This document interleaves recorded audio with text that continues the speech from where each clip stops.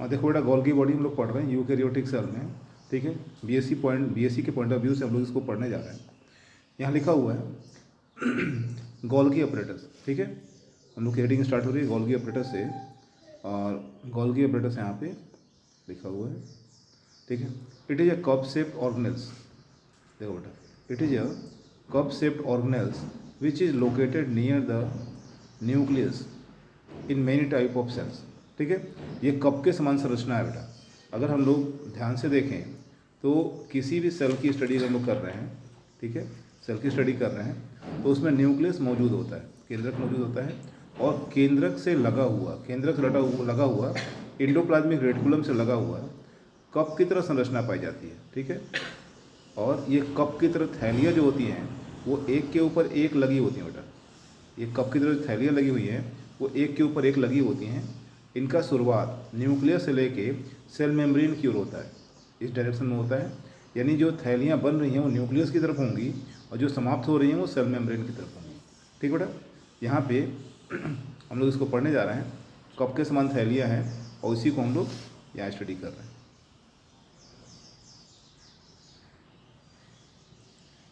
ठीक है। क्या लिख रखा है? It is cup shape organelles which is located near the nucleus in many type of cells. कई तरह की कोशिकाओं की बात कर रहा है, कई तरह की कोशिकाओं में ये देखने को मिल जाएगा, ठीक है। आगे बढ़ रहे हैं हम लोग। Golgi apparatus consist of A set of smooth cisternae. Golgi apparatus, यहाँ देखो बेटा, यहाँ लिखा हुआ है गोल्गी अपरेटस जो होता है, यानी गोल्गी अपरेटस किसको बोल रहे हैं? तो गोल्गी बॉडी जो होता है, ठीक है, गोल्गी बॉडी में जितने भी स्ट्रक्चर मिल करके काम कर रहे हैं, यानी गोल्गी बॉडी को जो बना रहे हैं, ठीक है, इनको सम्मिलित रूप से गोल्गी अपरेटस कहा जाता है, ठीक है। इनको गोल्गी अपरेटस कहा जाता है। और ये जो थैलियाँ हैं जिसको हम बना रखे हैं स्टैक की तरह, इन थैलियों को सिस्टर्नी कहा जाता है। आप अगर इनको ध्यान से देखेंगे तो इनका बाहरी किनारा, जो इनका बाहरी सतह है, इस पर राइबोसोम्स नहीं लगे हैं बेटा। इनका जो बाहरी सतह है इस पर राइबोसोम्स नहीं लगे हुए हैं। इसका मतलब क्या हुआ? इनका जो बाहरी सतह है वो स्मूथ है, ठीक है। इनका बाहरी सतह जो है, आप इनके बाहरी लेयर को देख सकते हैं, ये स्मूथ है। इसी को ये बताने की कोशिश कर रहा है कि गोल्गी बॉडी की बाहरी सतह जो होता है स्मूथ हो रहा है, ठीक है। क्या लिखा हुआ है?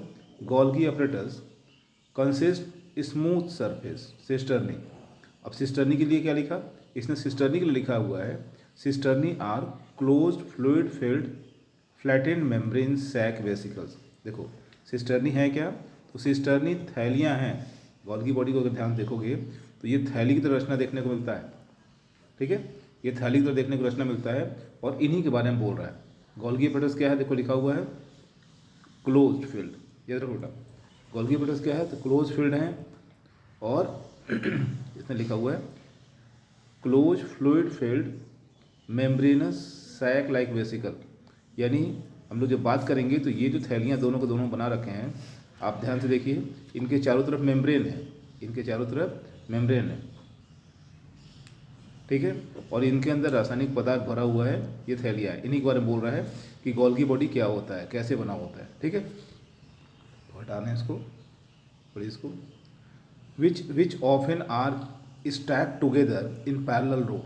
इसमें लिखा हुआ है विच ऑकन स्टैक, यानी ये जो थैलियाँ हैं वो एक दूसरे के ऊपर रखी हुई हैं, एक दूसरे के ऊपर रखी हुई है समानांतर रो में, मतलब कतार इनका समानांतर होगा। पैरेलल जिसने बोलते हो कि ये लाइन जिसे हम खींच रहे हैं ये पैरेलल लाइन्स है, बिल्कुल वैसे ही गोल्गी बॉडी की जो थैलियाँ होंगी वो एक दूसरे के ऊपर इस तरह समानांतर रखी हुई होंगी, जैसा कि हम डायग्राम बना रहे हैं, ठीक है आप लोग को? ठीक है, इस तरह से रखी हुई हैं। इसी को बोल रहा है स्टैक विच ऑफन, ये लाइन जो लिखा हुआ है स्टैक लिखा हुआ है, यानी गोल्गी बॉडी की थैलियाँ इस तरीके से पड़ी हुई हैं। आगे हम लोग पढ़ रहे हैं विच इज़ सराउंडेड बाई, ठीक है, it is surrounded by spherical membrane bound vesicles. याद रखो बेटा, स्फेरिकल मेम्ब्रेन बाउंड वेसिकल्स। अगर हम लोग गोल्गी बॉडी की बात करें तो गोल्गी बॉडी की थैलियों की तो बात हम लोग कर दिए कि ये स्टेक्स हैं छोटी छोटी, ठीक है। और इस स्टेक्स के चारों तरफ छोटी छोटी थैलियाँ हैं। किसको बना रखा है? तो इसने बता रखा है कि गोल गोल वेसिकल्स चारों ओर से गोल्गी बॉडी को घेरे रखेंगे, ठीक है। ये बता रहा है गोल्गी बॉडी को चारों ओर से ये वेसिकल्स घेर के रखेंगे। ठीक है, आगे बढ़ हम लोग। ठीक है, spherical which appear transport protein to and from it. याद रखो, यानी इन थैलियों जो वेसिकल बोला गया है, जो वेसिकल हम बोल रहे हैं, ये जो वेसिकल्स हैं ये वेसिकल्स से ही हैं, इन्हीं के बारे में बोला जा रहा है। क्लियर। और ये क्या कर रही हैं, which appear to transport protein to and from it. याद रखो, ये जो भी प्रोटीन बनेगा एंडोप्लाज्मिक रेटिकुलम के थ्रू वो गोल्गी बॉडी से हो करके एक जगह से दूसरी जगह पहुंचाया जाएगा। ये लाइनें ये बोलने का प्रयास कर रहा है। ठीक है, एक जगह दूसरी जगह पहुंचाया जाएगा। आगे बढ़ना है। गोल्गी अपरेटस कंसिस्ट ऑफ, देखो बेटा, Golgi apparatus consist of list 3 distinct class of cisternae. फिर बोल रहे हैं सिस्टर्नी, इसने बोला सिस्टर्नी किसको बोला था, तो जो गोल्गी कॉम्प्लेक्स की थैलियाँ थीं, ये थैली, ये थैली, ठीक ना, ये थैली है स्टेक्स, इन्हीं को सिस्टर्नी बोला जा रहा है। These are cisternae. और ये सिस्टर्नी किस किस तरह की हैं, 3 तरह की सिस्टर्नी है बेटा, 3 तरह की सिस्टर्नी। कौन कौन सिस्टर्नी है, एक को लिखा सिस गोल्गी, पहला लिखा इसने सिस गोल्गी, ध्यान देखिए, इसने पहला सिस गोल्गी लिखा है। ठीक है, पहले सिस गोल्गी, फिर इसने क्या लिखा मीडियन गोल्गी, और तीसरा क्या लिखा ट्रांस गोल्गी। इसको समझने की कोशिश कीजिए। Golgi apparatus consist at least 3 distinct class of cisternae. Golgi apparatus में 3 अलग अलग तरह के सिस्टर्नी पाए जाते हैं, 3 अलग अलग तरह के सिस्टर्नी पाए जाते हैं। और ये सिस्टर्नी किस किस नाम से जाने जा रहे हैं, एक को बोला जा रहा है सिस गोल्गी, दूसरे को लिखा जा रहा है मीडियन गोल्गी, और तीसरे को लिखा जा रहा है ट्रांस गोल्गी। ठीक है बेटा, हो जाएगा। 3 तरह के सिस्टर्नी हैं, सिस गोल्गी, मीडियन गोल्गी और ट्रांस गोल्गी। अब हम लोग जो डायग्राम हम बना रखे हैं इसमें सिस गोल्गी कौन सा है, तो ये नीचे का, ये जो निचला हिस्सा है जहाँ पे जिस ओर जो न्यूक्लियस की ओर होगा, ये सिस गोल्गी है बेटा, ये सिस गोल्गी है। ठीक है, बीच वाले जो दोनों हैं वो मीडियन गोल्गी हो जाएंगे,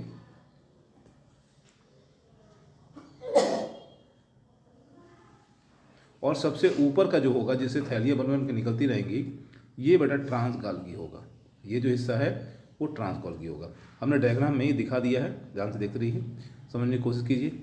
3 गोल्गी के 3 तरह के सिस्टर्नी हो गए, कौन कौन से हो गए, सिस गोल्गी, मीडियन गोल्गी और ट्रांस गोल्गी। ठीक है, आगे बढ़ा जाए। ये 3 तरह के डायग्राम और 3 तरह के नाम आपको देखने को मिल गए। ठीक बेटा, आगे बढ़ रहे हैं। ईच ऑफ विच, याद रखो बेटा, each of which have distinct enzymatic activity. ये जो तीनों के तीनों जो गोल्गी के सिस्टर्नी के टाइप्स हैं उसमें अलग अलग एंजाइमेटिक एक्टिविटीज़ होती है, हो रही है। तीनों के तीनों थैलियों में, सिस गोल्गी में, मीडियन गोल्गी में और ट्रांस गोल्गी में, इन तीनों में अलग अलग क्रियाएं हो रही हैं। ठीक है, किस तरह क्रियाएं हो रही हैं, तो हम लोग बात कर रहे हैं किस तरह क्रियाएं हो रही हैं। लिखा हुआ है synthesize protein appeared to move the following direction, यानी तीनों में अलग अलग क्रियाएं हो रही थी। 2 सिंथेसाइज प्रोटीन था बेटा, जो प्रोटीन बना हुआ है, जो प्रोटीन, जिस प्रोटीन का संश्लेषण हो रहा है, सिंथेसाइज मतलब निर्माण होना, जिस प्रोटीन का निर्माण हुआ है वो एक ओर से दूसरी ओर स्थानांतरित होता है, मूव होता है। लिखा हुआ है synthesize protein appear to move in following direction. ठीक है, इसने डायरेक्शन दे रखा है कि किस ओर से किस ओर प्रोटीन जाएगा। ठीक है, जाहिर सी बात है, डायग्राम हम बना रहे हैं, कोशिश कर रहे हैं कि डायग्राम समझ जाए आप लोग। ठीक है, ये डायग्राम है। आपको मालूम है कि न्यूक्लियस जो होता है उससे लगा हुआ एंडोप्लाज्मिक रेटिकुलम होता है। ठीक है, अब इसने लिख रखा है कि सबसे बाहर जो एंडोप्लाज्मिक रेटिकुलम से, देखो रफ एंडोप्लाज्मिक रेटिकुलम इसने लिख दिया, इसने बता दिया रफ एंडोप्लाज्मिक रेटिकुलम, यानी रेटिकुलम जो भी होगा रफ एंडोप्लाज्मिक रेटिकुलम होगा। ठीक है, अब वहाँ से endoplasmic reticulum, rough endoplasmic reticulum से सिस गोल्गी है, फिर मीडियन गोल्गी है, फिर ट्रांस गोल्गी है। सिस गोल्गी जो बन रहा है, फिर मीडियन गोल्गी, फिर ट्रांस गोल्गी। ठीक है, उसके बाद सेक्रेटरी वेसिकल्स, और फिर छोटी छोटी थैलियाँ हो जाएंगी। अब ध्यान से अगर देखेंगे, कलर चेंज करते हैं। ठीक है, यानी सबसे अंदर कौन है, तो सबसे अंदर एंडोप्लाज्मिक रेटिकुलम है, फिर सिस गोल्गी है, फिर मीडियन गोल्गी है, फिर ट्रांस गोल्गी है, फिर छोटी छोटी थैलियाँ बन रही हैं जिसको सेक्रेटरी वेसिकल्स बोला जा रहा है। इससे होके पदार्थ जो होगा या सेल के बाहर निकल जाएगा या सेल के ही अंदर किसी और काम में आ जाएगा, ठीक ना। इससे होके पदार्थ जो निकलेगा ना वो कहाँ से निकला, देखो इसने बताया कि जो निर्माण हो रहा है रासायनिक पदार्थ का वो किस ओर से किस ओर हो रहा है बेटा, ठीक है, वो किस ओर से किस ओर हो रहा है। तो रफ इंडोप्लाज्मिक रेटिकुलम से वो ट्रांस गोल्गी की ओर जा रहा है और ट्रांस गोल्गी से किधर जा रहा है, सेक्रेटरी वेसिकल्स में। अब यहाँ से दो रास्ते हैं, या वो सेल के बाहर निकल जाए या सेल के अंदर ही वो प्रोटीन जो बना है उसका यूज हो, ठीक है। यहाँ से दो रास्ते हैं, इसको हम लोग पढ़ने जा रहे हैं, स्टार्ट कीजिए। देखो ट्रांस गोल्गी यह लिख रखा है, synthesize protein appear to move the following direction. जो प्रोटीन बना है सेल में या एंडोप्लाज्मिक रेटिकुलम में वो पहले रफ इंडोप्लाज्मिक रेटिकुलम पहुंचेगा, लिखा हुआ है रफ इंडोप्लाज्मिक रेटिकुलम, फिर सिस गोल्गी, फिर मीडियन गोल्गी, फिर ट्रांस गोल्गी से होता हुआ सेक्रेटरी वेसिकल्स में। सेक्रेटरी वेसिकल मतलब होता है स्रावित थैलियाँ, यानी जो भी प्रोटीन बना हुआ है वो स्रावित होकर बाहर निकलेगा जिन थैलियों के द्वारा, उसे स्रावित थैलियाँ बोलते हैं, ठीक है।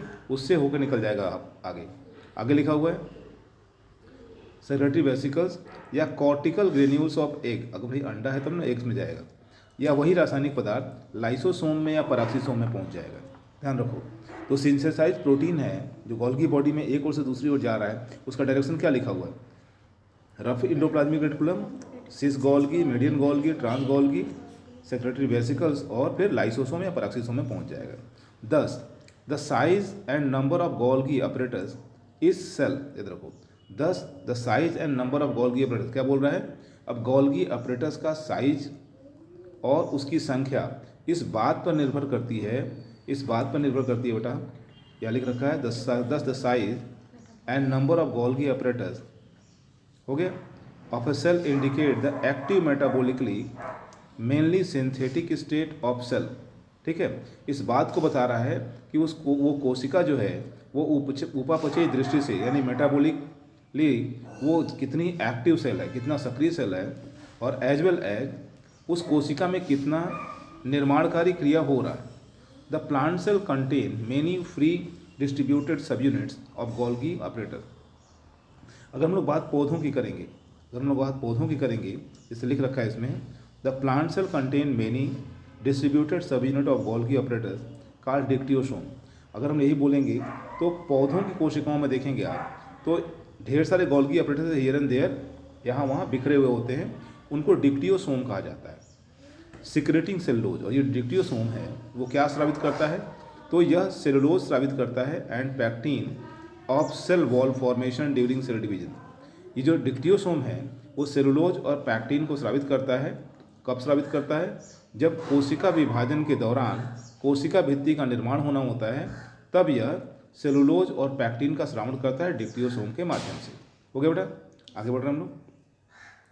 Generally Golgi operators perform following important function. सामान्यतः होता क्या है, गोल्गी ऑपरेटर्स ये निम्न कार्य संपादित करता है या पूर्ण करता है।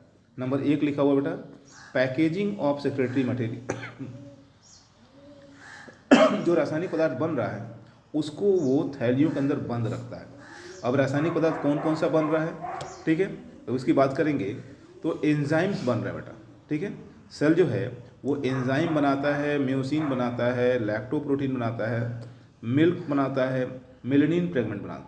मिलेनिन, देखो आप इसमें से कुछ को जान रहे हो, आप एंजाइम को जान रहे हो। एंजाइम हर कोशिका बनाता है क्योंकि ढेर सारी रासायनिक क्रियाएं उसमें होती रहती है।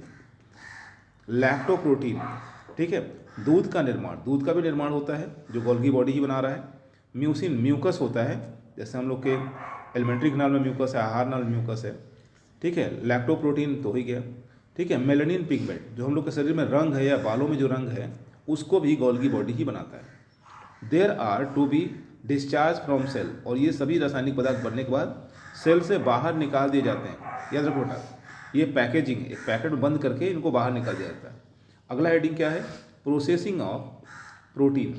देखो लिखा हुआ प्रोसेसिंग, निर्माण होना प्रोटीन। अब देखो प्रोसेसिंग हो रहा है, यानी तैयार कैसे कर रहे हैं, तो ग्लाइकोसिलेशन हो रहा है। ग्लाइकोसिलेशन फॉस्फोरिलेशन, ठीक है, सल्फेशन एंड सेलेक्टिव प्रोटियोलाइसिस, याद रखो बेटा, यह प्रोटीन का विखंडन हो रहा है। The synthesis of certain polysaccharide and glycolipids, कुछ पॉलीसैकेराइड यानी बहु शर्करा बोलते हैं, और ग्लाइकोलिपिड्स का भी निर्माण जो है वो गोल्गी बॉडी में ही हो जाता है बेटा। अगला नंबर क्या है? The shortening of protein distant from various location. अब देखो, शॉर्टेनिंग मतलब होता है छँटाई, ठीक है।